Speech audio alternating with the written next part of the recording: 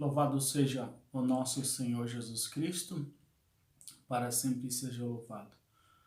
Bom, esse é um vídeo introdutório para a videoaula que tem como tema os 10 mandamentos.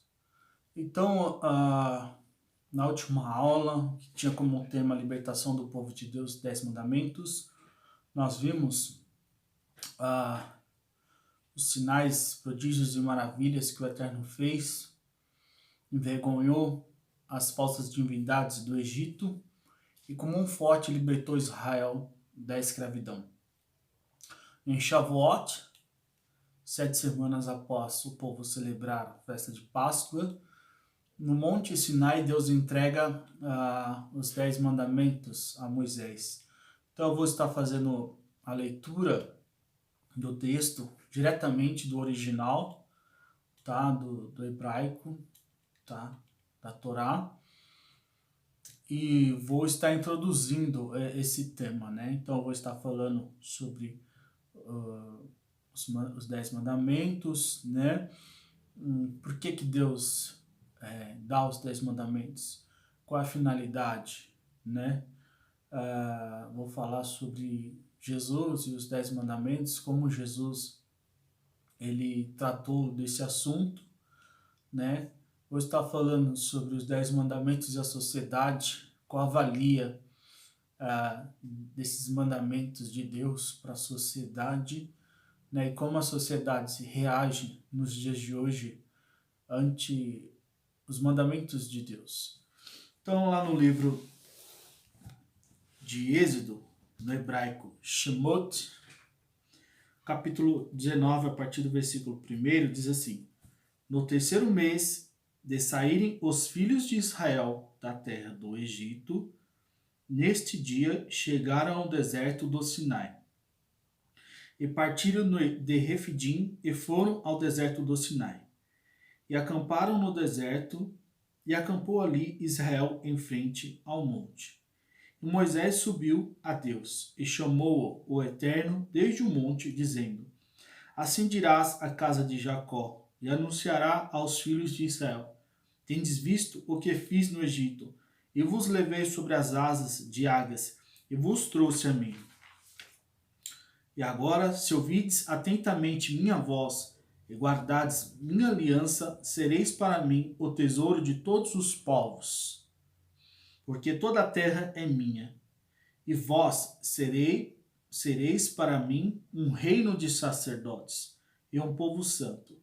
Essas são as palavras que falarás aos filhos de Israel. No capítulo 20, a partir do versículo 1, E falou Deus todas essas palavras, dizendo: Eu sou o Eterno, teu Deus, que te tirei da terra do Egito, da casa dos escravos. Não terás outros deuses diante de mim. Não farás para ti imagem de escultura, figura alguma do que há em cima, nos céus, e abaixo, na terra, e nas águas, debaixo da terra. Não te prostrará diante deles, não os servirás, pois eu sou o Eterno teu Deus, Deus zeloso, que visito a iniquidade dos pais nos filhos, sobre terceira e sobre quartas gerações, aos que me aborrecem, e faço misericórdia até 2000 gerações aos que me amam, e aos que guardam meus mandamentos. Não jurarás em nome do Eterno teu Deus em vão, porque não livrará o Eterno ao que jurar seu nome em vão. Estejas lembrado do dia de sábado, Shabat, para santificá-lo. 6 dias trabalharás e farás toda tua obra, e o 7º dia é o sábado do Eterno teu Deus. Não farás nenhuma obra, tu, teu filho, tua filha, teu servo, tua serva, teu animal e teu peregrino que estiverem em tuas cidades, porque em 6 dias fez o Eterno os céus e a terra, o mar e tudo o que há neles, e repousou no sétimo dia. Portanto, abençoou o Eterno o dia de sábado e santificou-o. Honrarás a teu pai e a tua mãe, para que se prolongue os teus dias sobre a terra que o Eterno teu Deus te dá. Não matarás, não adulterarás, não furtarás, não darás falso testemunho contra teu próximo, não cobiçarás a casa de teu próximo, não cobiçarás a mulher de teu próximo, seu servo, sua serva, seu boi, seu asno e tudo o que seja de teu próximo.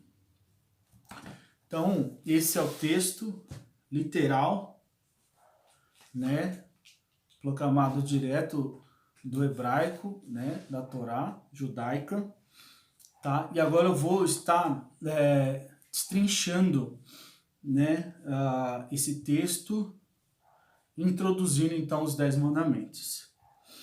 Então, no livro Iniciação ao Estudo da Torá, de Auro Del Giglio, da editora Sefer, fala o seguinte: recebemos a Torá no Monte Sinai no ano 2448 do calendário judaico, aproximadamente 1313 a.C., há cerca de 3.000 anos atrás.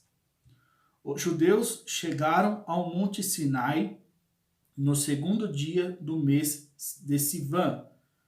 No sexto dia de Sivan, os judeus ouviram os 10 mandamentos. Êxodo capítulo 20, versículo 1. E no sétimo dia de Sivan, Moisés subiu ao Monte Sinai para receber as tábuas da lei que contém o Decálogo. Êxodo 24, 12. Então, de acordo com o calendário judaico, né, a data histórica em que Deus entregou, né, os 10 mandamentos a Moisés no Monte Sinai foi por volta do ano 2448. No nosso calendário é em 1313 a.C. Então, Deus, ele manifestou o seu poder, né? Como um forte, o Todo-Poderoso El Shaddai libertou Israel da escravidão do Egito, o separou, né, para um povo ser um reino de sacerdotes. Deus abriu o Mar Vermelho. Eu estava hoje meditando as Escrituras Sagradas, os acontecimentos decorrentes depois da saída do povo de Israel do Egito. E quando o povo tem fome, Deus alimenta com as cordonizes, toda manhã dava o pão com maná, né, para que eles não transgredissem o Shabat. Na sexta-feira Deus dava uma porção dobrada para que eles não precisassem, né, sair de suas tendas no sábado em busca do maná, porque Deus já provia em dobro na sexta-feira. Quando eles sentiram sede, Deus deu poder a Moisés para ferir a rocha e ali sair água.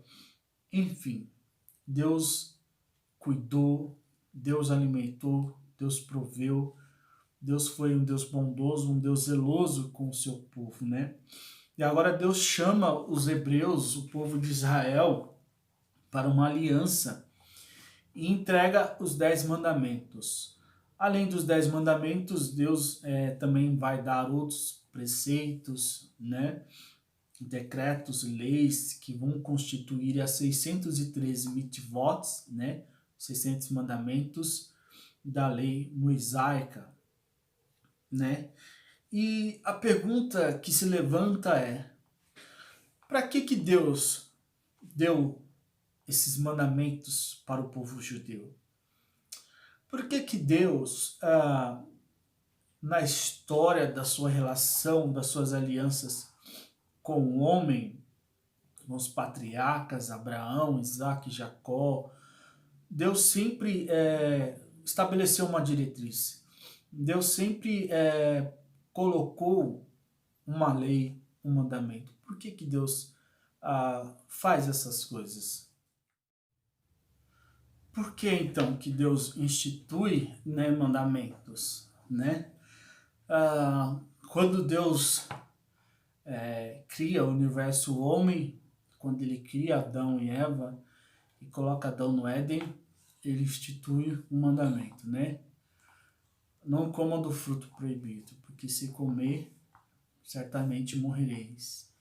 E foi o que tragicamente aconteceu, né? Moisés acabou comendo do fruto, perdeu toda a comunhão, toda a santidade, a justiça, a moral e o Éden, né?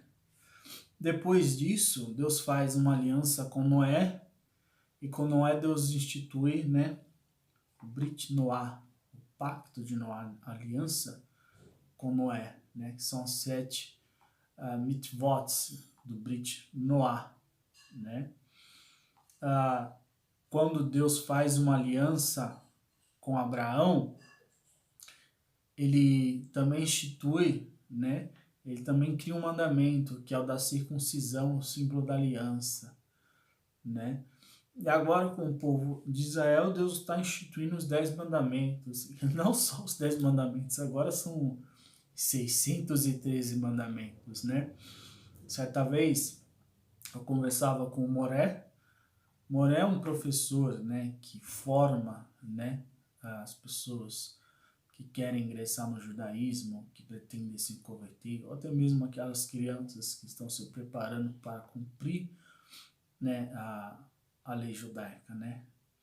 E ele me disse que os judeus, eles não fazem proselitismo, eles não evangelizam, né? Eles não oferecem ninguém a se converter ao judaísmo, né?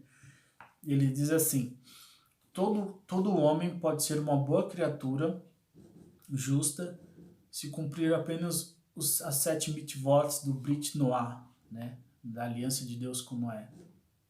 Os 7 mandamentos de Deus com Noé, né? E se alguém os procura querendo se converter ao judaísmo, ele diz assim: olha, cumpra os 7 mandamentos de Noé que você já será uma boa criatura, né? Mas se a pessoa entende que para ela é bom, né? E ela quer e ela aceita, né, cumprir os 613, então que você cumpra os 613, né? Que não cumpra apenas meia dúzia, ou só apenas os 10, mas os 613 mandamentos da lei de Moisés, né? Mas afinal, por que Deus institui, né, os seus mandamentos? Qual é a razão de ser? Qual é a finalidade, né? Então, de acordo aqui com o próprio judaísmo, né, eles expõem, né, algumas teorias que poderia talvez tentar responder, né? Na verdade, os próprios judeus reconhecem que a Torá ela não é clara em dizer qual é a finalidade, né, de Deus estabelecer os mandamentos. Mas vamos ver aqui algumas, né? As mitvot existem para preservar a unidade e a essência do povo judeu. Então, assim, a essência do povo judeu, a sua identidade enquanto povo separado, um povo santo, um reino de sacerdote, o povo escolhido, né? A sua identidade, a sua essência constitui justamente em guardar, cumprir, observar, ensinar, né, os 613 mandamentos, né? Então, se o povo judeu observa, guarda, cumpre esses 613 mandamentos, eles vão preservar a sua essência, eles vão manter a sua identidade enquanto um reino de sacerdotes, um povo santo, né? E aqui é interessante porque das 12 tribos de Israel, 10, né, se misturou com os povos egípcios e deu origem a uma miscigenação que são os samaritanos. Nos tempos de Jesus, os samaritanos eram considerados um povo impuro.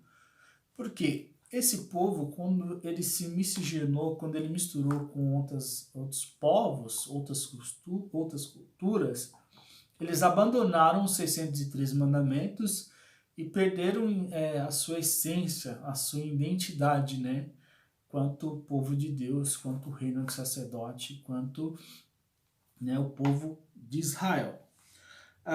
As mitzvot é o aperfeiçoamento do homem, né? Então, eles acreditam também que os 603 mandamentos, eles têm a finalidade de aperfeiçoar o homem, de levar o homem à perfeição. Um meio através do qual o homem realiza a sua missão. Então, a razão de existir, né, do povo judeu constitui, segundo, né, a tradição judaica, né, em cumprir as mitzvot, né, em cumprir os 603 mandamentos, né. De acordo com o livro Horeb, né, do escritor Hickey, ele diz assim: é teu dever cumprir os preceitos, porque são preceitos do Eterno, e não porque parece bem.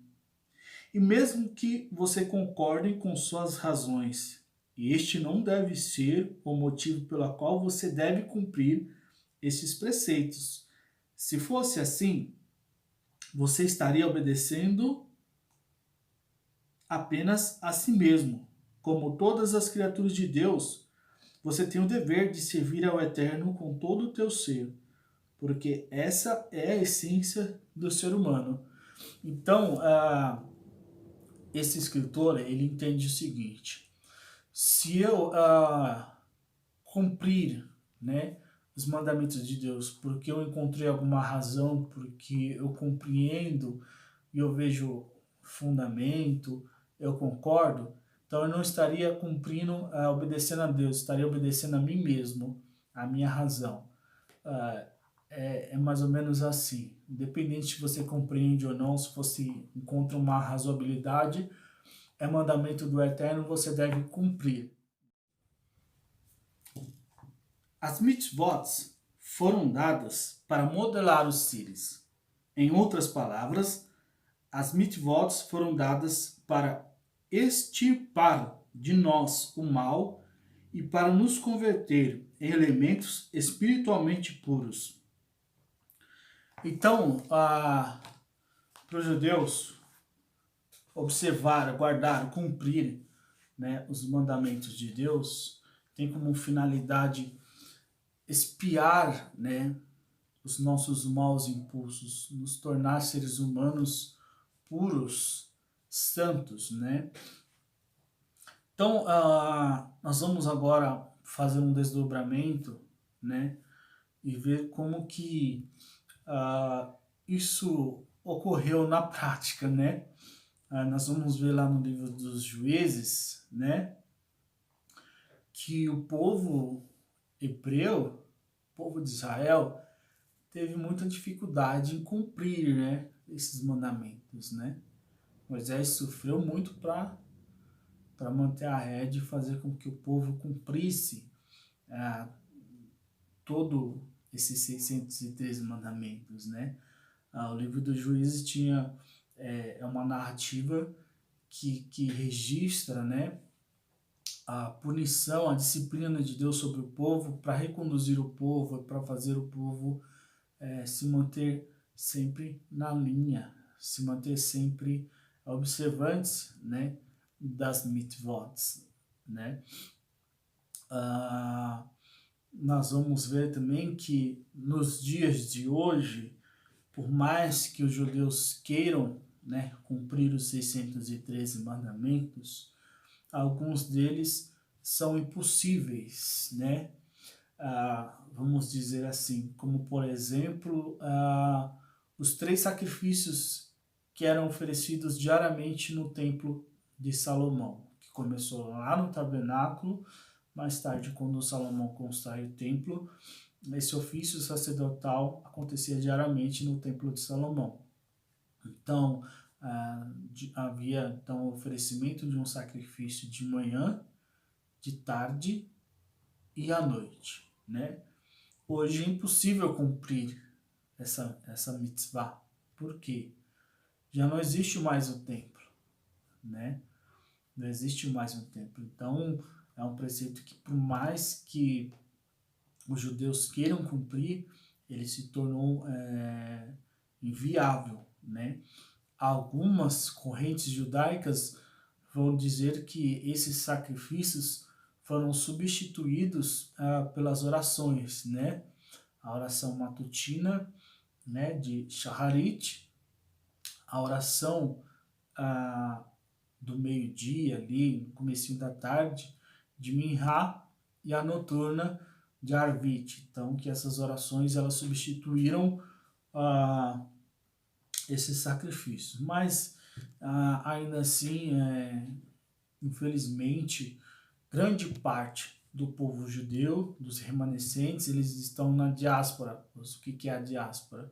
Diáspora são todos os judeus que residem fora do território de Jerusalém, né, que é a antiga Canaã, terra prometida por Deus a Abraão. Então, muitas famílias, depois da perseguição do Império Romano, da destruição do templo, muitas famílias se dispersaram, né, pela Europa, pelo próprio Oriente Médio, e muitas delas ainda hoje vivem fora do território de Jerusalém, né?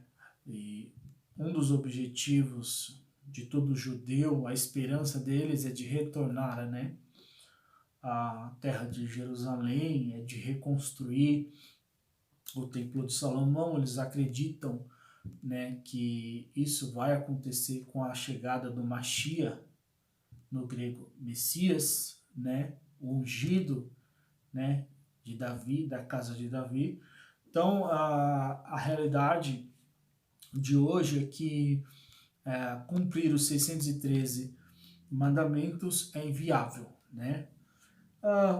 Um detalhe também que eu queria enfatizar aqui é que nós vimos que Deus entrega os 613 mandamentos ao povo. O povo até se esforçou, né? O povo até se esforça, até nos dias de hoje, né? Conheço algumas comunidades judaicas que, na medida do possível, né, resgatam, preservam, guardam, observam, né, muitas desses mitzvot, né, principalmente o Shabat, as festas de Pessa, de Sukkot, né, entre outras, né, a própria festa de Shavuot, né. Então eles procuram ainda guardar a sua unidade, a sua identidade, a sua essência, na medida do possível, cumprindo esses mandamentos, né. Porém, nós vemos que o homem, né, com a sua natureza ferida, herdada de Adão, com a sua concupiscência, com o seu bom impulso, mas também com o seu mau impulso, ele por si só não é capaz, né, de cumprir as mitzvot, né? Ele carece, né, da ajuda de Deus. Ele carece da graça de Deus, né?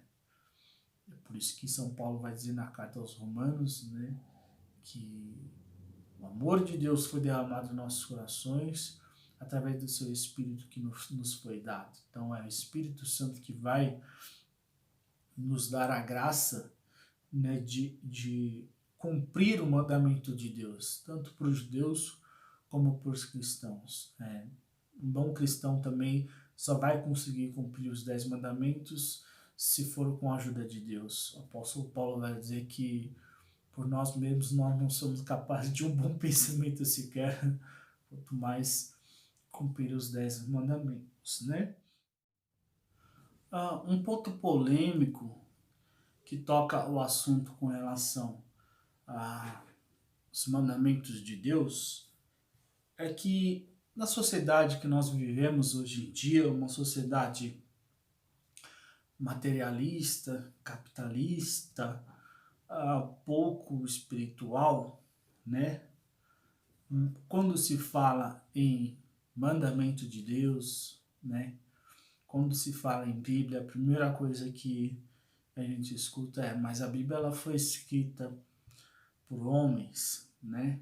Quem garante que esses mandamentos realmente eles existem, têm alguma validade, né? para a sociedade em si. Só que se nós pensarmos nos aspectos desses 10 mandamentos e a sua aplicabilidade sobre a sociedade, nós vamos ver que eu não preciso ter fé para acreditar que muitos desses mandamentos são de ordem natural, como diz, né, na bibliografia legislativa, né, é o direito natural, né, como por exemplo, qual é o 5º mandamento? Não furtar. Então, eu não preciso acreditar em Deus, ter fé, ser um ser religioso para reconhecer o direito alheio pelo bem que lhe pertence. Eu não preciso ser judeu para entender que é errado furtar, ou roubar, ou surrupiar, ou o que é que seja, né? Não matarás. Eu preciso ser judeu? Eu preciso ser cristão? Eu preciso ser um ser religioso, né, devoto, para entender que eu não tenho direito de tirar a vida de ninguém? Não. Então nós podemos observar na natureza, na essência dos próprios mandamentos, a sua razoabilidade, a sua razão de ser, né? Como por exemplo, não cobiçar as coisas alheias, né?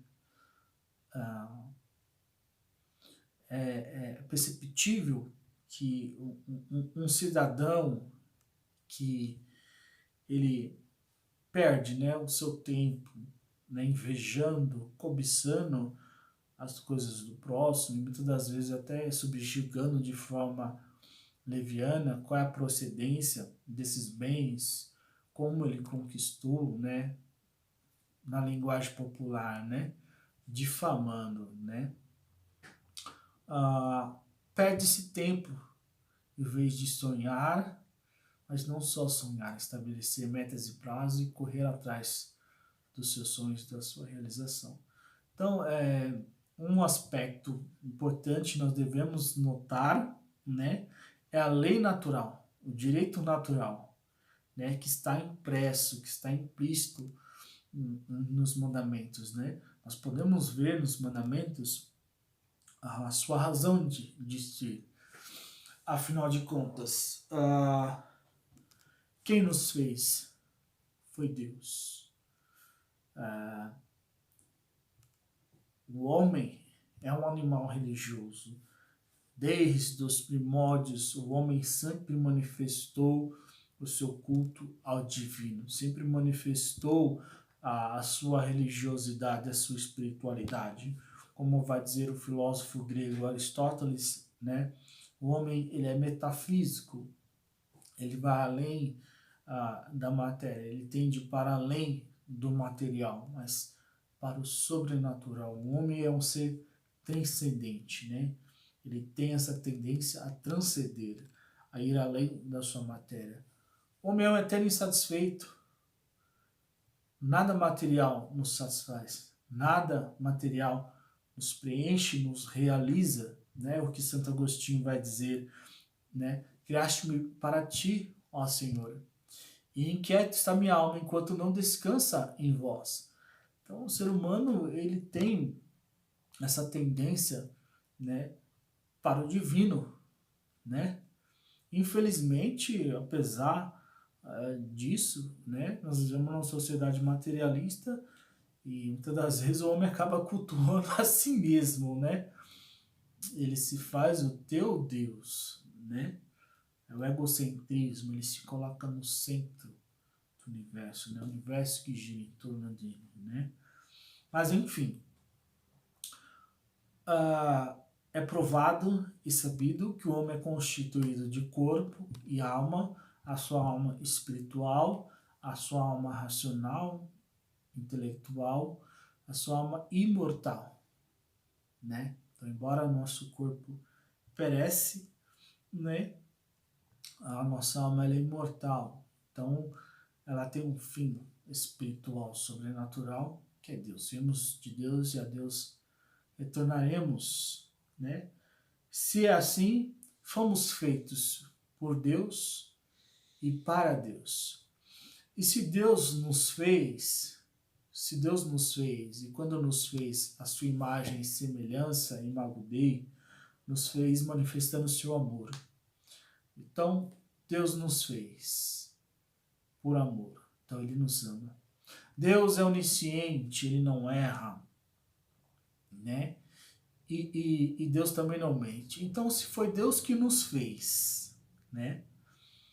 Ele não erra e Ele não nos engana, podemos viver os mandamentos dEle, que é para sermos felizes, que é para ser seres humanos puros, para cumprir a nossa razão de existir, conhecer, amar e servir a Deus, né?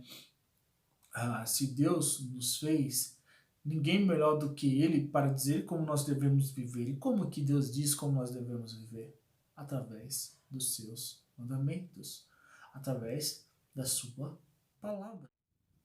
Então podemos fazer uma analogia, né, dessa razoabilidade, né, dessa racionalidade da verdade revelada através dos 10 mandamentos, comparado à nossa própria vida social.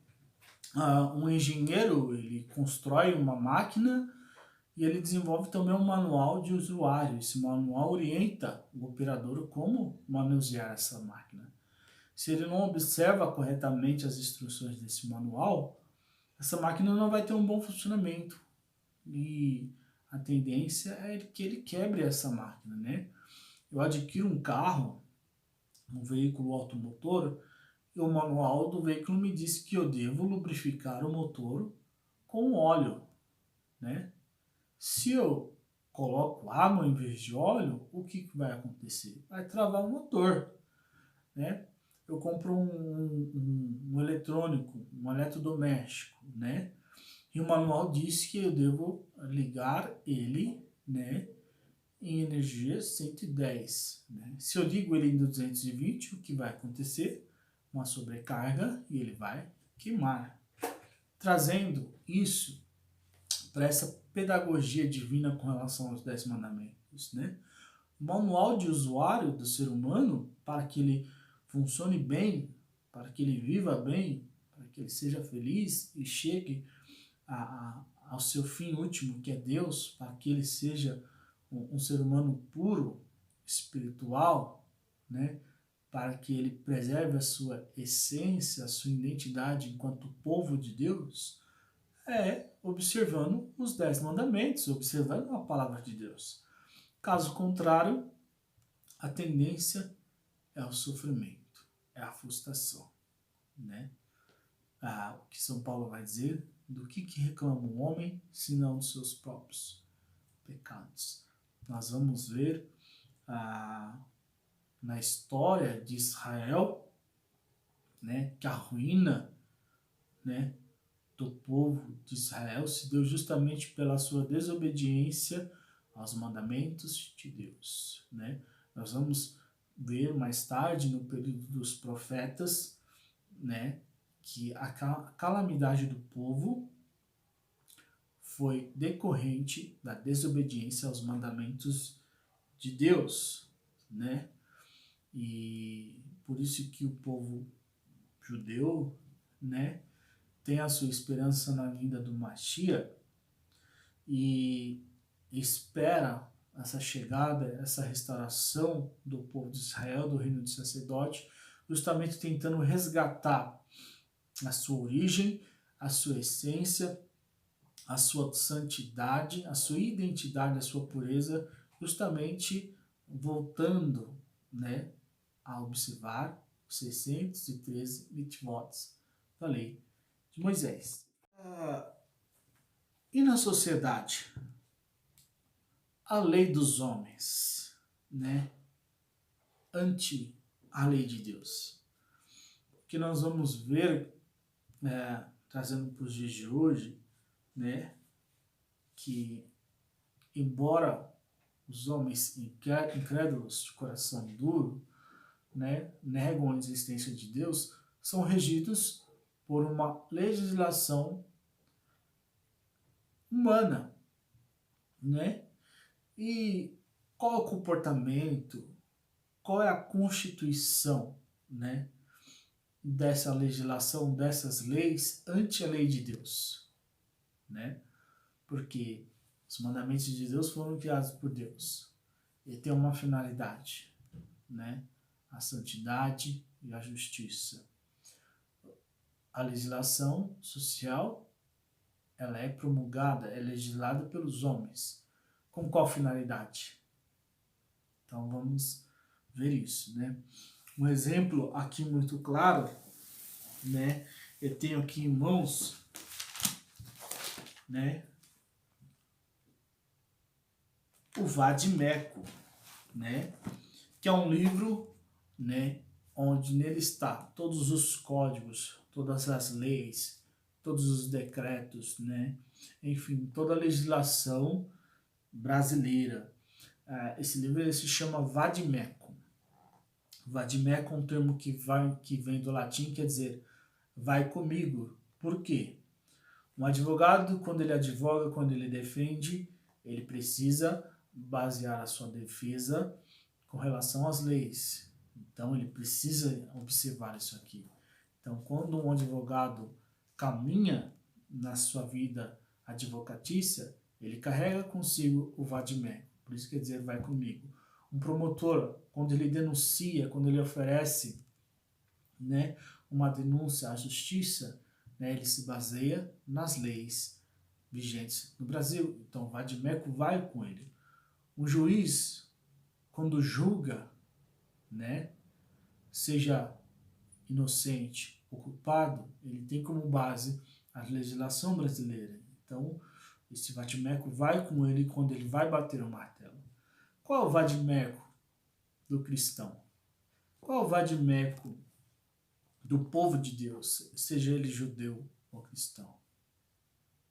É os mandamentos de Deus, é a palavra de Deus. Então, para que você, né, denuncie o pecado, para que você se defenda das falsas acusações e para que você seja uma pessoa justa, né, o seu Vade-Mecum, a legislação que deve caminhar com você é a palavra de Deus, os mandamentos de Deus. Isso não significa dizer, literalmente, que você deva andar com a Bíblia 24 horas por dia embaixo do braço, mas que elas devem estar gravadas na tábua do teu coração. Então, aqui no Vade-Mecum, eu vou estar fazendo a leitura da Constituição Federal de 1988, a Carta Magna, ou seja, a lei mais alta que existe no Brasil. Todas as demais leis estão abaixo desta e derivam desta e não podem contrariá-la, né? Isso na teoria, né? Então eu vou estar fazendo a leitura da Constituição Federal do Brasil de 1988. Constituição da República Federativa do Brasil. Preâmbulo. Nós, representantes do povo brasileiros, reunidos em Assembleia Nacional Constituinte para instituir um Estado democrático destinado a assegurar o exercício dos direitos sociais e individuais, a liberdade, a segurança, o bem-estar, o desenvolvimento, a igualdade e a justiça, como valores supremos de uma sociedade fraterna, pluralista e sem preconceitos, fundada na harmonia social e comprometida na ordem interna e internacional, com a solução pacífica das controvérsias, promulgamos sobre a proteção de Deus,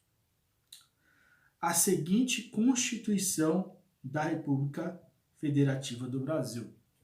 Então, aqui é interessante notar que eles constituem, né, a Carta Magna, né, Constituição Federal, a lei máxima, e dizem aqui, né, eles invocam a proteção de Deus, eles citam o nome de Deus. Aqui parece que quando eles instituem essa lei, quando eles legislam, eles consultam a Deus, eles se baseiam na lei de Deus. Mas, de fato, é isso que acontece? As leis dos homens são fundamentadas na lei de Deus? Quando os homens legislam, eles se baseiam na lei de Deus? O que deve prevalecer quando um homem exerce o direito, a dignidade, a justiça? A lei dos homens ou a lei de Deus? Toda lei humana, toda legislação feita pelo homem, ela é legítima? Ela serve para que o homem cumpra a sua missão de ser um homem justo, de ser um homem santo? Isso é o que nós vamos ver. No Código de Direito Penal, que é o código que vai, né, apontar quais atos humanos são ilícitos, são crimes e qual a pena que lhes cabe, né? Então, no Código Penal, no artigo 121, diz o seguinte: artigo 121 do Código Penal: matar alguém, pena reclusão de 6 a 20 anos, né? Então, no Código Penal, artigo 121, ele vai legislar sobre a vida, a defesa da vida. E ele vai dizer que uma pessoa que tira a vida de outra, né, comete crime e pode pegar a pena de 6 a 20 anos de prisão, né? Aqui nós vemos, né, ante os 10 mandamentos, uma base com relação ao mandamento de Deus: não matarás. Então, parece que quando eles fazem esse artigo, eles estão se fundamentando nessa mitzvah: não matarás, né?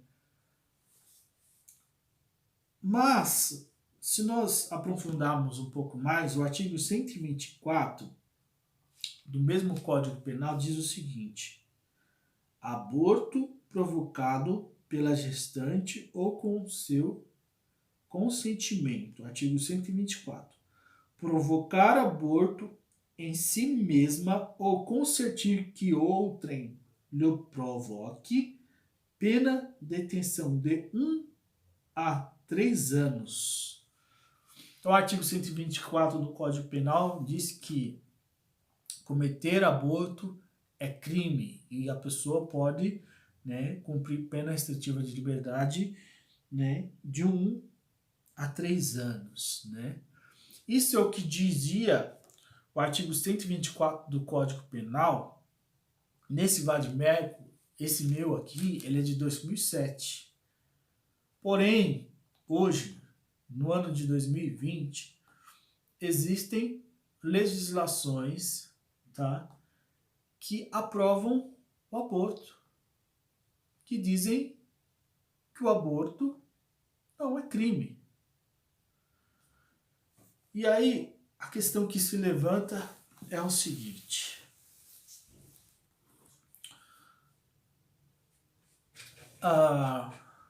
o que é verdade e sempre será verdade. O que é verdade hoje foi verdade ontem e será amanhã. O que é verdade? Não se prova o contrário. A verdade é imutável, porque o próprio Deus é a verdade. A verdade é universal, que vale tanto para nós brasileiros, como para os judeus, como para os americanos, os asiáticos, os europeus. A verdade, ela é universal, né? A verdade, ela é imutável, né? E a verdade é a verdade em si mesma, ela é absoluta, né? Uma evidência de que a verdade é Deus, que é universal, é imutável e é absoluto. A verdade é Deus. Então, Deus é a verdade, é Ele que diz, né, o que é certo, o que é errado. E se Deus disse, não matarás, não matarás. Se Deus disse lá atrás aos Hebreus, não matarás, não matarás.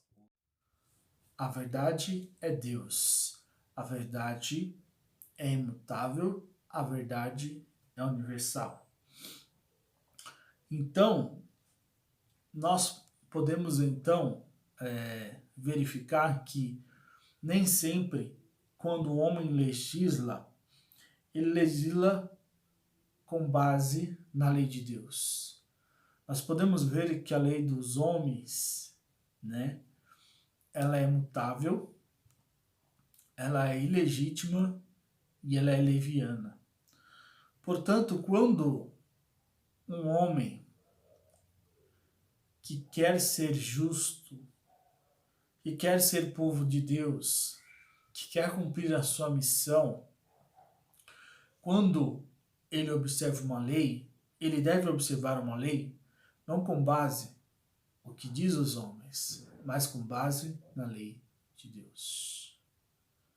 Quando o homem decide cumprir uma mitzvah, o que o norteia, o seu princípio, é a finalidade com a qual Deus estabeleceu a sua lei, para que sejamos justos, para que sejamos santos, para que sejamos felizes, né?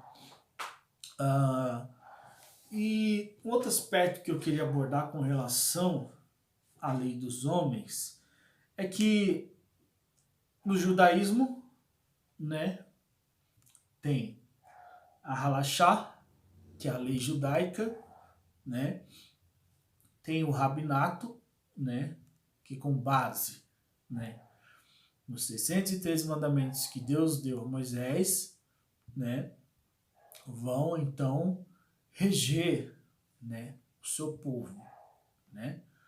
Nós cristãos, particularmente, especialmente católicos, apostólicos, romanos, temos, né, o Código de Direito Canônico. Aqui está um pequeno exemplar, né? Então, nós seguimos os mandamentos de Deus. E pode um homem dizer que aborto não é crime? Para nós, sempre será crime. Um crime contra a vida, né? Um crime que transgride a mitzvah, não matarás. E quando o homem, né, mutável, quando o homem se corrompe e cria essas legislações ilegítimas, que elas podem até ser legais, à medida que eles estabelecem um projeto de lei e isso entra em vigor e entra no Código Penal, né? Ela é legal, mas não é legítima, porque ela vai contra a palavra de Deus.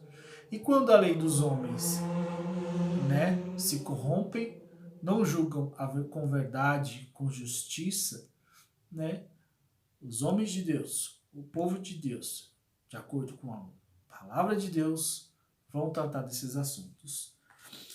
Então, no Código de Direito Canônico, no artigo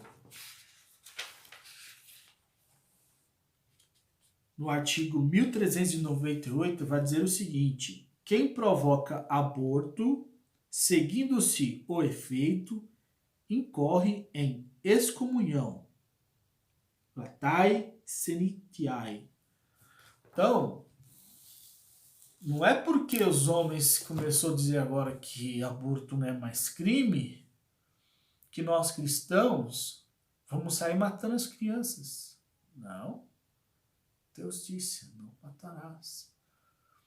E quem provoca o aborto, com consentimento, com livre-arbítrio, com liberdade, incorre num pecado contra Deus, peca contra a vida.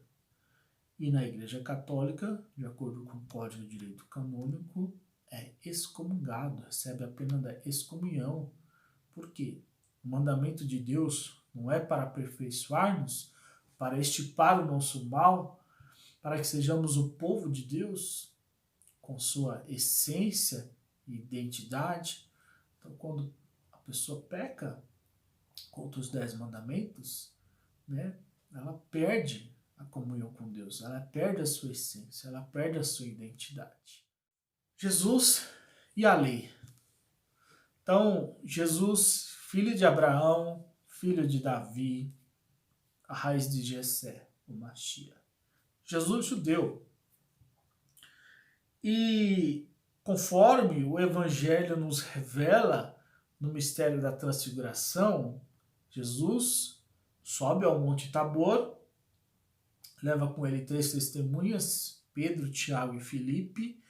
Lá ele manifesta a sua glória, a sua Shekinah, e aparece ao lado de Jesus Elias, Eliarro e Moisés, Moshe. Elias é um dos maiores profetas no período dos profetas, é o maior profeta no período dos profetas. Elias representando os profetas. Moisés, Moshe, representando a lei. Foi através dele que Deus institui os 10 mandamentos, né? E o céu se abre, o Eterno brada do céu: eis o meu filho amado, escutai-o. No mistério da transfiguração, Deus revela que a lei e os profetas preparavam a chegada do Mashiach, falava do Mashiach. Então Jesus é a lei. Jesus é a lei. Aliás, quem instituiu a lei? Foi Deus. Jesus é Deus, com o Pai e o Espírito, né? Então o próprio Jesus instituiu a lei. Ele é a lei. Não seria ele que iria transgredir a lei. Então nós vamos ver agora como Jesus tratou da lei no seu tempo. Então vamos agora ver como Yeshua, Adonai, lidou, como Jesus lidou com a lei no seu tempo, né? Com o rabinato de sua época. Então, o Evangelho de Mateus, capítulo 5, versículo 17, o Rabi de Jerusalém diz assim: não penseis que vim revogar a lei ou os profetas.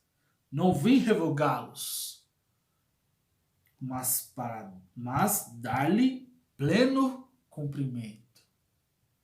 Aqui Jesus foi enfático. Ele não veio revogar. Ele não veio revogar.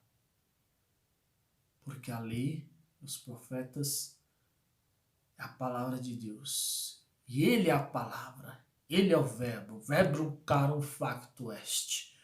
Jesus é a palavra. Ele não veio revogar, ele não se contradiz. Ele não veio revogar a lei dos profetas, mas levar a cumprimento.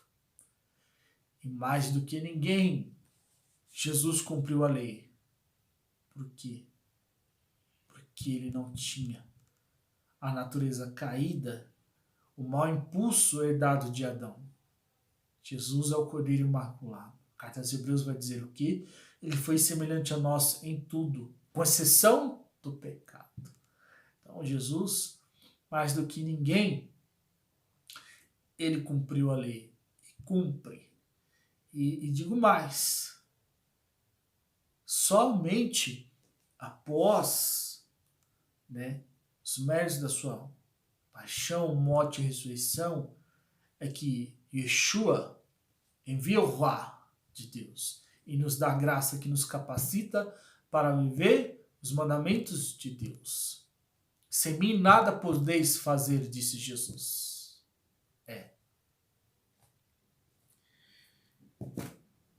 Porque em verdade vos digo que até que passem o céu e a terra, não será omitido nenhum só i, que é o iod do Aleph Beit, uma só vírgula da lei, sem que tudo seja realizado.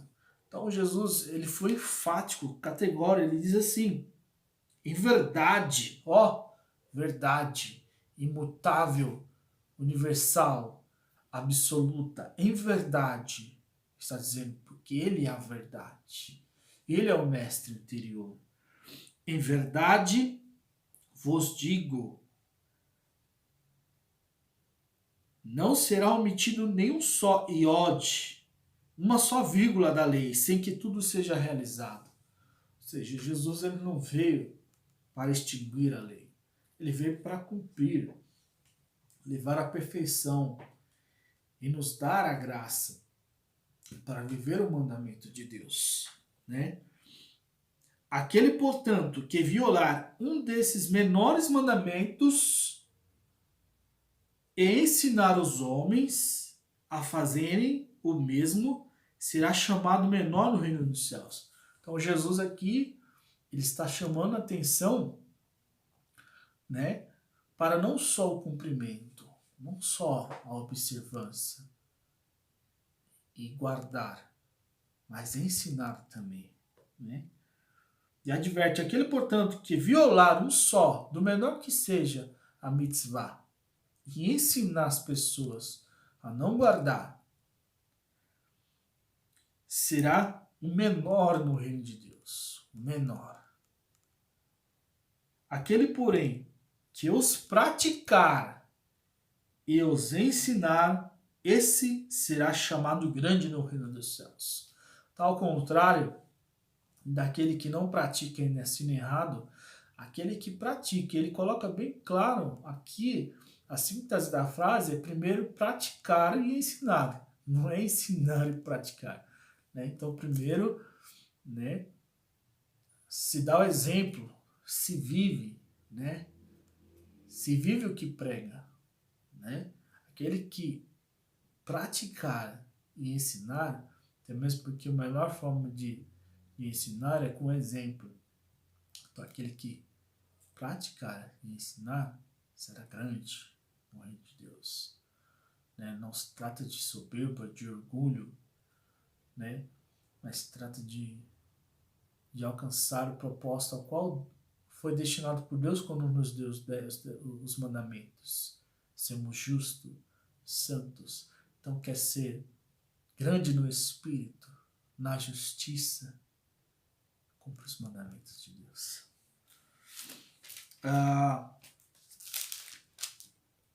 Em Mateus capítulo 15, Jesus diz assim: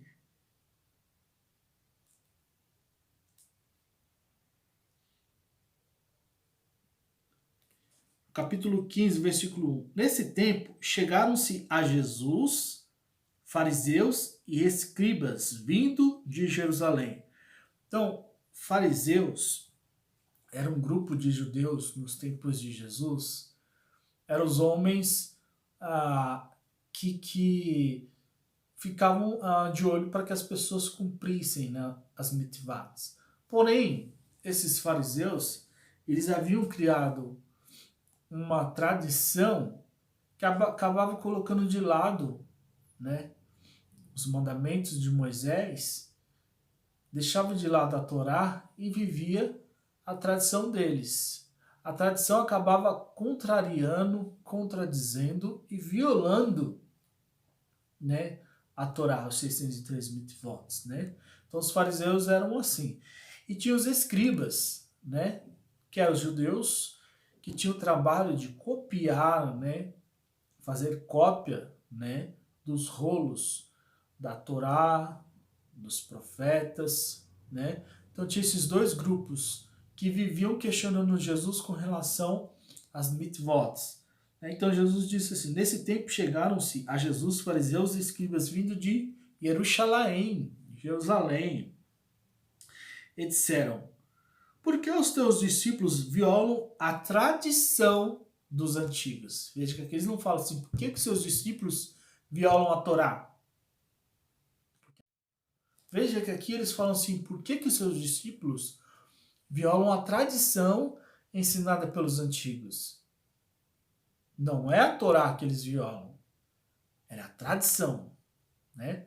Os discípulos de Jesus, na sua grande maioria, eram todos judeus. Pedro, Tiago, Filipe, Mateus, São João, né? Todos eram judeus. Todos aguardavam a vinda do Mashiach, né? Todos eles, né? Então eles estavam ali, João Batista, todos atentos nessas escrituras para que quando chegasse o Mashiach, né, o reconhecesse e então alcançasse, né, a redenção, né, do povo, né? Pois que não lavam as mãos quando comem. Então, tem uma tradição, tem uma mitzvah, né, judaica, Netilat Yadayim, que é de lavar as mãos, né?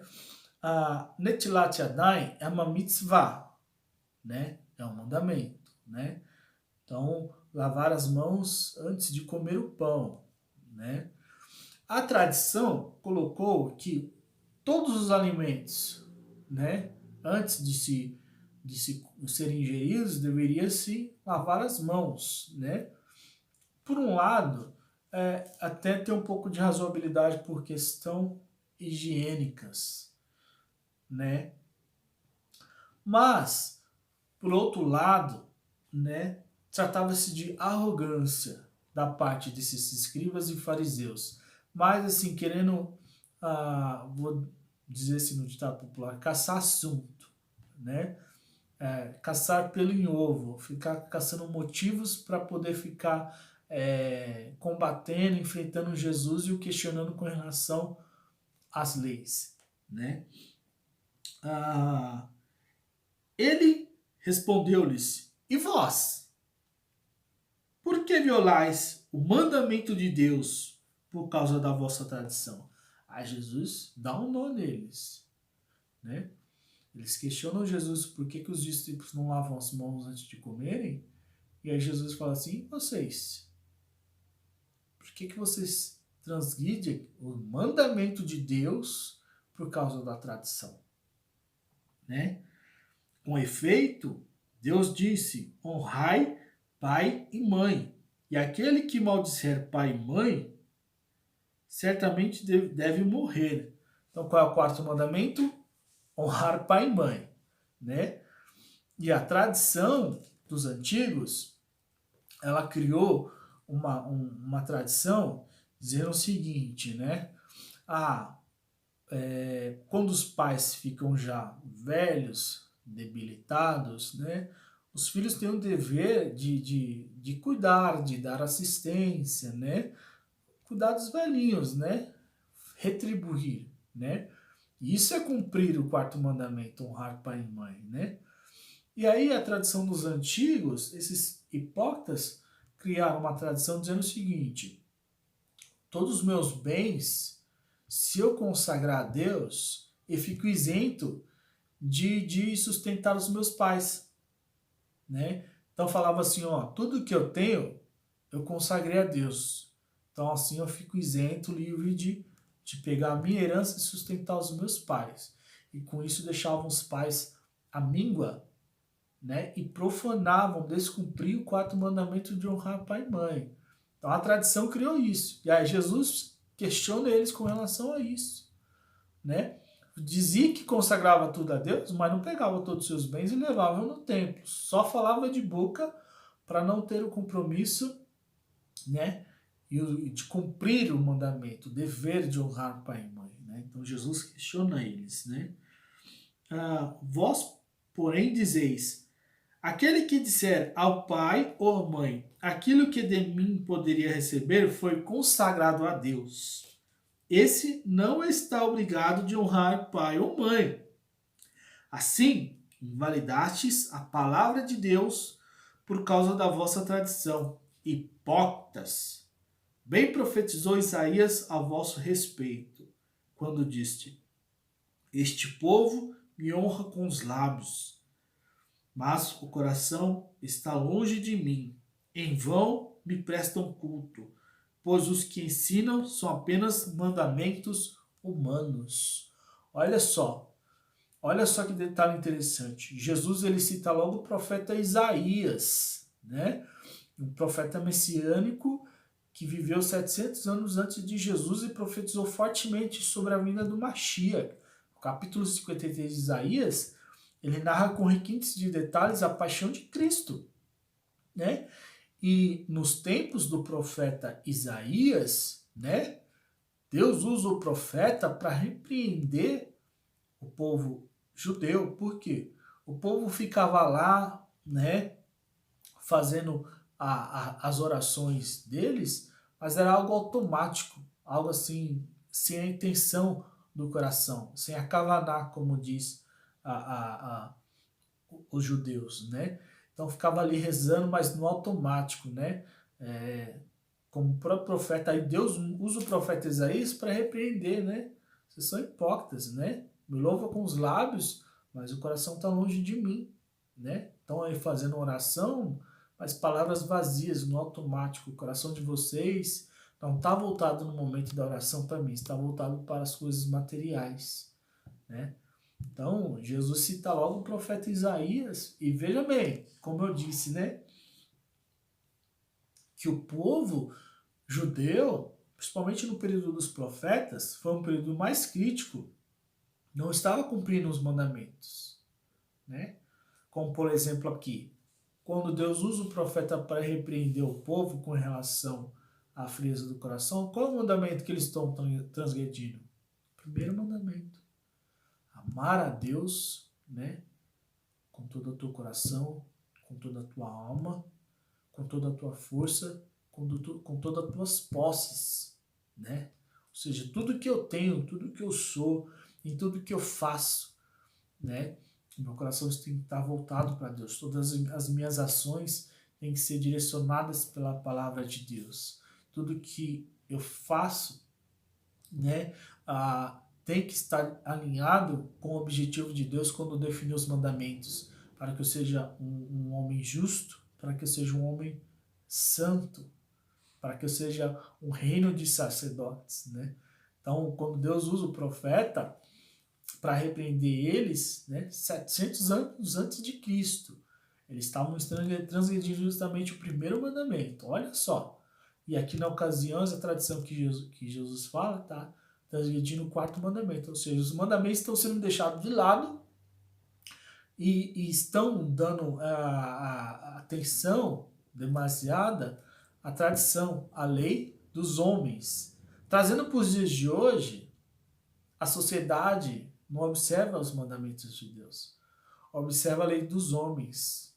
Mas, muitas das vezes, a lei que os homens criam é justamente uma resposta ao anseio, ao coração dos homens orgulhosos, afastados de Deus. Quando os homens criaram essa legislação aí que descriminaliza o aborto, né? Quando eles criam, né, deixando de ser crime o aborto, né, o que eles estão fazendo? Eles estão legislando em favor daqueles que promovem o infanticídio das crianças, que tentam contra a vida, né, que tentam contra a família, contra a dignidade da pessoa humana, né? os abortistas, as clínicas de abortistas, né? Aqueles que querem ter o controle populacional, destruir a família e a igreja, né? E aí eles, né, elegem, né, seus candidatos, colocam eles lá dentro do Senado, né, nas assembleias legislativas, para criar seus projetos, leis imorais que vão contra a palavra de Deus, né, e assim legalizar as suas práticas pecaminosas, horrendas e contra a palavra de Deus, né? Então, prosseguindo Jesus e a lei, certa feita, um jovem chega para Jesus e diz o seguinte, Evangelho de Mateus, capítulo 19. Aí alguém se aproximou dele e disse, Rabi, o mestre, que farei de bom para ter a vida eterna? Olha a pergunta que o jovem faz para Yeshua. O que devo fazer para ter a vida eterna? Né? Respondeu, por que me perguntas sobre o que é bom? O bom é um só, o sumo bem. Mas se queres entrar para a vida, guarda os mandamentos. Que coisa linda. Aqui fica bem claro a finalidade dos mandamentos, né? Entrar para a vida da graça, a vida da santidade, a vida da essência, a vida do centro da vontade de Deus, né? De ser grande no Espírito, né? Ele perguntou-lhe, quais? O jovem pergunta para Jesus, quais mandamentos? Um jovem judeu. Ele pergunta-lhe, quais? Jesus respondeu, estes, não matarás, não matarás, não adulterarás, não roubarás, não levantarás falso testemunho, honra teu pai e tua mãe, e amarás o teu próximo como a ti mesmo. Então, quando o jovem pergunta assim, quais mandamentos eu devo guardar? Quais mandamentos ele cita? Os 10 mandamentos. É interessante que aqui Jesus está citando os mandamentos da segunda tábua. São 2 tábuas. A primeira, né, os mandamentos com relação ao homem e Deus. A segunda tábua, os mandamentos que se referem do homem com o próximo. E aqui Jesus, ele cita os mandamentos da segunda tábua, ou seja, do homem para com o próximo. Por que Jesus cita só da segunda tábua? Porque quando você cumpre esses mandamentos da tábua, quando você ama o próximo, você já está manifestando, através do seu amor ao próximo, o amor a Deus. Já é um ato religioso, né? Já é um ato de justiça e santidade, né? O que a Bíblia ensina? Como que você pode amar a Deus a quem não conhece e não ama teu irmão que você vê? Então, Jesus ele cita as tábuas, os mandamentos da segunda tábua, que se refere ao próximo, porque aqui já está contido nesses mandamentos uma evidência, uma ratificação de alguém que ama Deus, né? Se eu honro meu pai e minha mãe, né, eu amo a Deus, né? Se eu amo a vida, se eu preservo a vida, eu amo a Deus, que é o autor da vida, né? Se eu honro, né, a instituição família, eu amo a Deus, que criou a família. Família é matéria-prima divina, né? E amarás ao teu próximo como a ti mesmo, né? O próximo não é só aquele que está geograficamente dentro de um espaço, de um convívio próximo de você, né? Mas é qualquer ser humano, independente de status, classe social, né? É incondicionalmente, né? Disse-lhe então o moço, olha o que ele fala para Jesus. Tudo isso eu tenho guardado. Então era um judeu, né? Era um jovem judeu, né? Ele guardava as mitzvot, né? Só que Yeshua Adonai, que é Deus, que esquadrinha, que prescuta os corações, que conhece o íntimo do homem, ele conhecia aquele jovem, né? E aí ele fala para Jesus, eu guardo os mandamentos, né? Sou cumpridor da lei. Mas Jesus fala para ele assim, ele fala assim, tudo isso tenho guardado, o que me falta ainda? E aí Yeshua lhe responde, se queres ser perfeito, olha a chave para a perfeição. Vai, vende o que possuis e dá aos pobres, e terás um tesouro nos céus. Então, olha a chave da perfeição, né? Jesus fala para ele assim, você cumpre as mitzvot? Então, agora te falta essa. Jesus conhecia ele, né? Vai, vende tudo que você tem e dá aos pobres. Aí Jesus tocou, né? Jesus tocou no âmago dele, tocou no profundo dele, né? Jesus o conhecia. Né? Aí, na sequência, diz assim, vai, vende tudo o que tem, dá aos pobres e me segue, né? Ou seja, o desprendimento, a renúncia, a abnegação, a renúncia de si mesmo, do materialismo, das coisas materiais, em prol de algo maior, do reino de Deus, do reino espiritual, né? Seguir Jesus, às vezes requer da gente a renúncia, né? O desprendimento, o desapego, né? Não que aquele jovem precisava fazer isso para poder seguir Jesus, mas Jesus conhecia ele. Olha só o que aconteceu na sequência. O moço, ouvindo essa palavra, saiu pesaroso, pois era possuidor de muitos bens. Então esse jovem, ele era abastado, ele era rico e ele tinha um certo apego aos seus bens. Jesus conhecia esse apego, esse materialismo. Embora ele fosse um homem cumpridor das mitzvot, né, ele tinha um certo apego às coisas materiais e não era capaz de renunciar a isso para seguir Jesus. Aquilo foi um impedimento para ele alcançar a perfeição, né? Amar a Deus sobre todas as coisas, sobre todas as coisas. Aquele homem, ele ficou triste quando Jesus falou isso para ele. Por que ele ficou triste?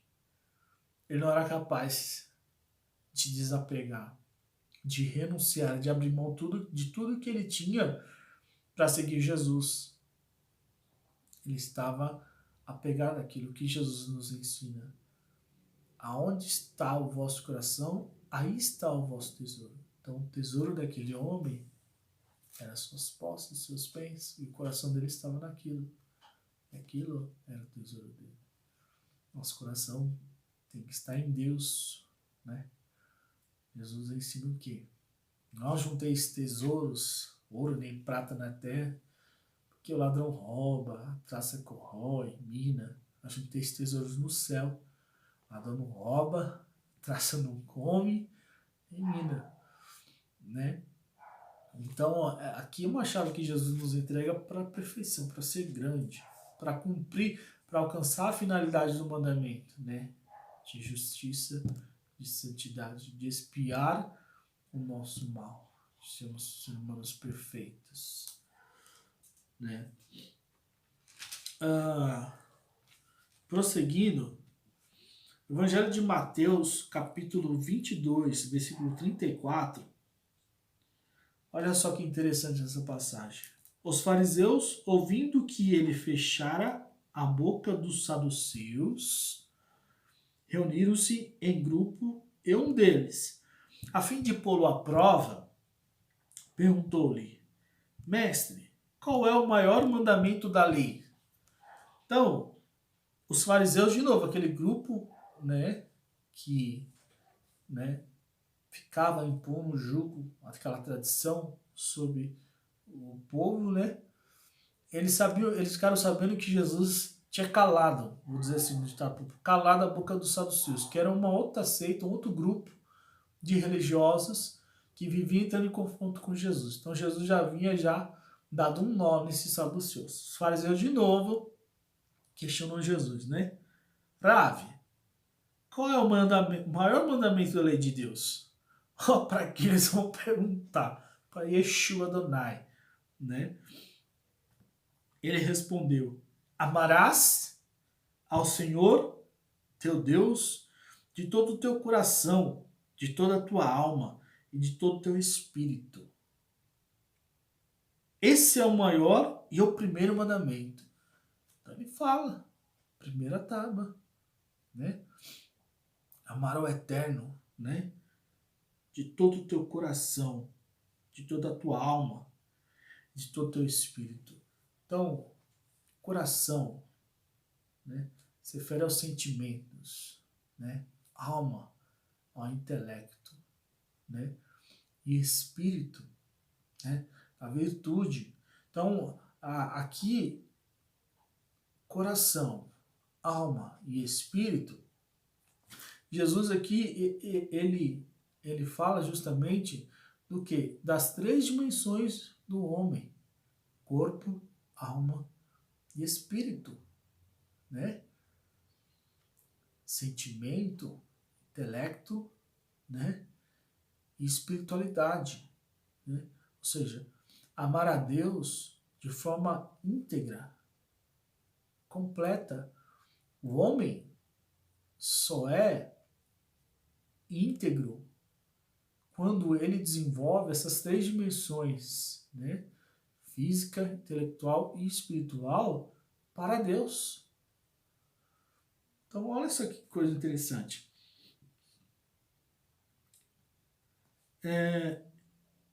Esse é o maior e o primeiro mandamento.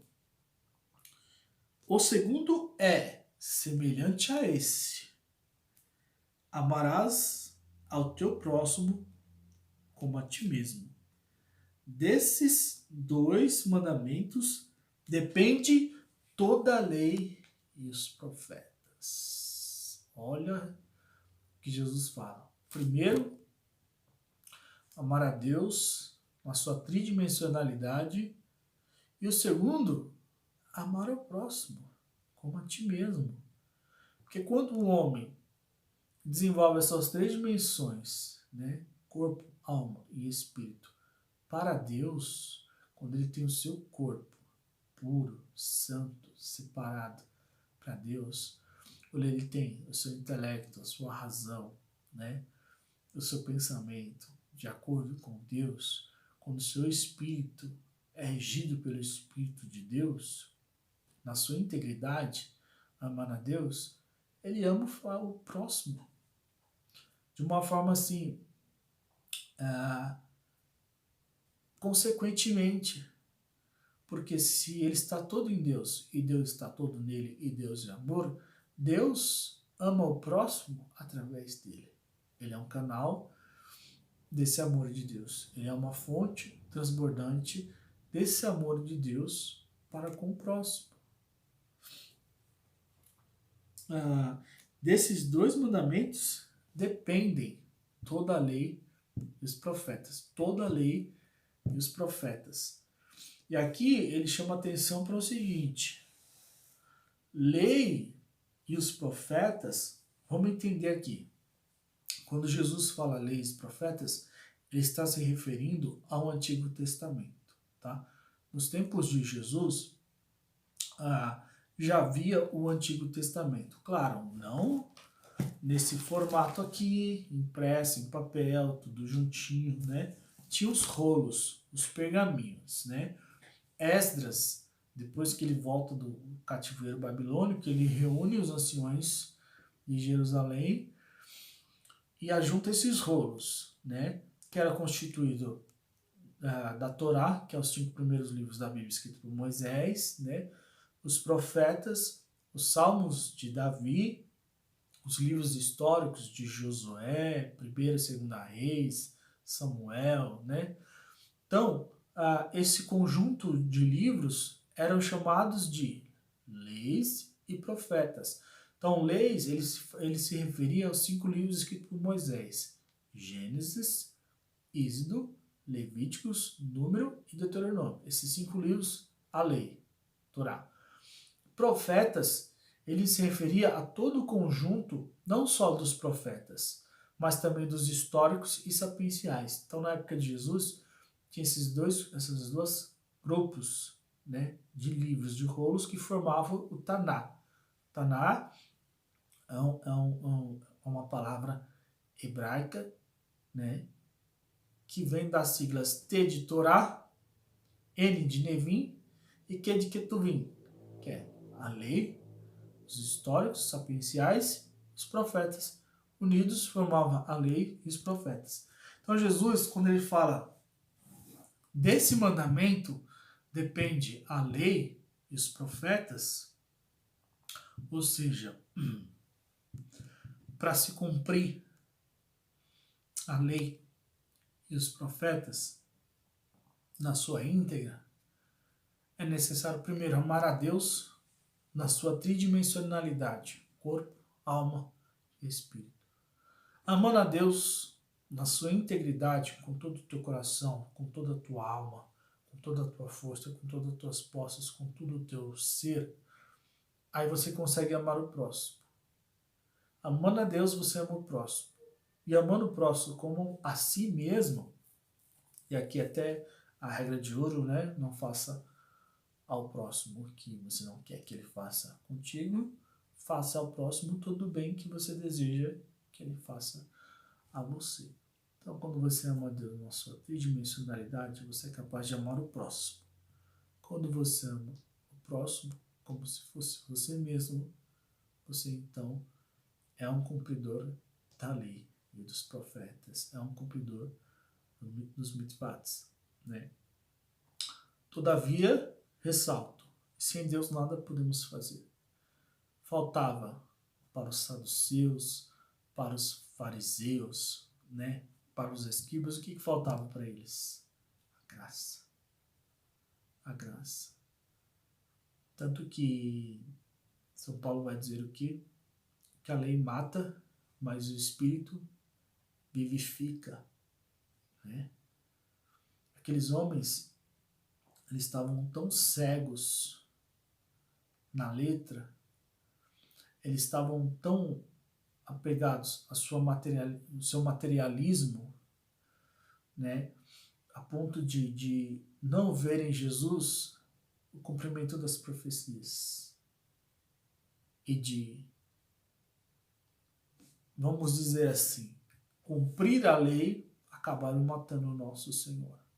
Claro, nós sabemos que isso era plano de Deus, era providência divina, eles são vasos de desonras, vasos de perdição, né? Mas eles estavam tão cegos, tão mergulhados no materialismo, na tradição humana, né? Que eles não foram capazes de observar com retidão, com justiça, com pureza, com santidade, enxergar na lei e nos profetas que Jesus era o Mashiach. E vão crucificar Nossa Senhora, né? Qual foi o motivo da condenação? Ele se diz o Filho de Deus, né? Esse foi o motivo da condenação. Ele se diz o Filho de Deus. Ele é David, né? Então lhes faltava o Espírito, né? Mais tarde, um desses grupos, para finalizar aqui, um dos membros desse grupo, dessa tradição, desse rabinato judaico, né? Um deles, chamado Nicodemos, ele, ouvindo a pregação de Jesus, os ensinamentos de Jesus, os milagres de Jesus, e confrontando esse dia a dia de Jesus com o acordo à lei e os profetas, ele começou a enxergar evidências de que Yeshua é o Mashiach, é o Ben David, né? O profeta diz que ele vai entrar montado no jumento, que ele virá da raiz de Jessé, que ele virá de Belém. Isso está acontecendo em Jesus. Então ele começa a observar essas evidências e ele sai de fininho à noite, vai lá procurar Jesus, fariseu, né, Nicodemos, e procura o mestre. Aí ele diz assim, Rav, o que devo fazer para dar o reino de Deus? Aí Yeshua diz para ele assim, nascer da água e do Espírito. Nascer da água e do Espírito. O que Jesus está querendo dizer para ele? Né? A água que jorrou do lado aberto de Jesus, o batismo. Né? Mas a água também é símbolo do Espírito. Então ele reforça a ideia do Espírito, da água e do batismo. Ou seja, para entrar no reino de Deus, para cumprir bem o mandamento de Deus, é só a graça, é só pelo Espírito. Como vai dizer o eterno apóstolo Paulo, a minha graça te basta. Então Jesus, o Rabi de Belém, estava ensinando para Nicodemos o que? Nicodemos, para entrar no reino, tem que cumprir os mandamentos. E para cumprir, é só pelo Espírito. Pela carne, a gente não consegue. Tá? Então, e Nicodemos, ele entendeu perfeitamente isso, tanto é que ele vai se converter, né? Ele vai se tornar um cristão, né? Depois da paixão de Cristo, quem é que vai lá perante Pilatos, junto com José de Arimateia, pedir para tirar o corpo de Jesus da cruz? Nicodemos. E ele fez isso numa sexta-feira, Yom Shishi Kadosh, ou seja, as vésperas do Shabbat Gadol. Era o sábado que antecipava a Páscoa. E judeu nenhum poderia tocar em um corpo de um morto às vésperas do Shabbat, principalmente às vésperas no Shabbat Gadol. Gadol quer dizer grande. Então, um sábado que antecede Pessa, um sábado que antecede Páscoa, é chamado de sábado grande, o grande sábado, sábado Gadol. Se uma pessoa toca no morto, ela se torna impuro. E ela então não ia poder celebrar a festa, né? Mas Nicodemos, ele entendeu que Yeshua, Adonai, ele não é só o Mashiach, mas ele é o Cordeiro de Pessa. Se Pessa é o dia de se imolar o Cordeiro Pascal, se deveria estar impuro, deveria estar puro para celebrar Pessa, mas ele sabia que Jesus é o Cordeiro de Pessa, que tocar no corpo de Cristo, tocar no sangue de Cristo, não ia deixar ele impuro para celebrar Pessa. Tocar no sangue de Cristo ia lhe dar a pureza que todas as festas que ele havia já celebrado não foram capazes de proporcionar. Amém? Então esse é o vídeo introdutório dos 10 mandamentos. Na sequência nós vamos agora, nos próximos vídeos, eu vou falar sobre a primeira tábua, os mandamentos de relação de Deus com o homem, e da segunda tábua do homem com o próximo. Amém? Que Deus nos abençoe e vamos continuar crescendo na graça e no conhecimento. Assista o vídeo, curta, compartilhe, se inscreva no canal para receber as mensagens de novos vídeos. Então que Deus nos abençoe em nome de Hashem. Abba, Ben, Ruá. Amém.